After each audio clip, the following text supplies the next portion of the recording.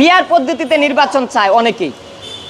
আমার ব্যক্তিগত মত, পিআর পদ্ধতিতে নির্বাচন এই মতের সাথে আমি একমত না।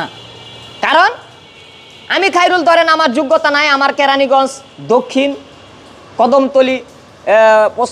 কদমতলি আসনের এমপি হওয়ার, কিন্তু পিআর পদ্ধতিতে নির্বাচন করলে সংখ্যা আনুপাতিক হারে আমিও সেখানে এমপি হতে পারি, তখন অযোগ্য লোক সেখানে এমপি হয়ে যাবে।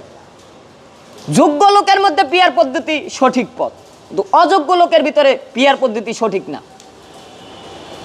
অযোগ্য লোক যাতে পিআর পদ্ধতিতে এমপি হতে না পারে, সেজন্য পিআর পদ্ধতি নিয়ে আরও ভাবতে হবে। অবশ্যই পিআর পদ্ধতি হবে, কিন্তু পিআর পদ্ধতি হইতে হইলে যাকে আপনি পিআর পদ্ধতিতে বিভিন্ন রাজনৈতিক দল এমপি হিসাবে তাকে মনোনয়ন দিয়ে পাশ করাইবেন সংখ্যানুপাতিক হারে, সে কতটুকু যোগ্য, সে তার এলাকার জনপ্রিয় কিনা, তার এলাকার জনগণ তাকে চায় কিনা। আমি পিআর পদ্ধতিতে পাশ করছি, অথচ আমার এলাকার জনগণ আমাকে চায় না, আমি চাঁদাবাজ সন্ত্রাস, তাহলে এই পিআর পদ্ধতির কোনো ভ্যালু নাই। পিআর পদ্ধতি অবশ্যই আমরা চাই, একটা লাভ আছে কিন্তু আরেকটা লস আছে। কারণ পিআর পদ্ধতির মাধ্যমে কিছু অযোগ্য লোকও কিন্তু পার্লামেন্টে চলে আসতে পারে।